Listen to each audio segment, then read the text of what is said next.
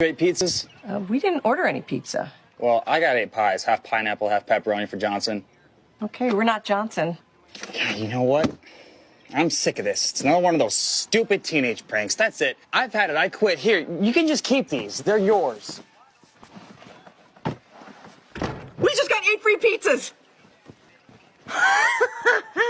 Guys.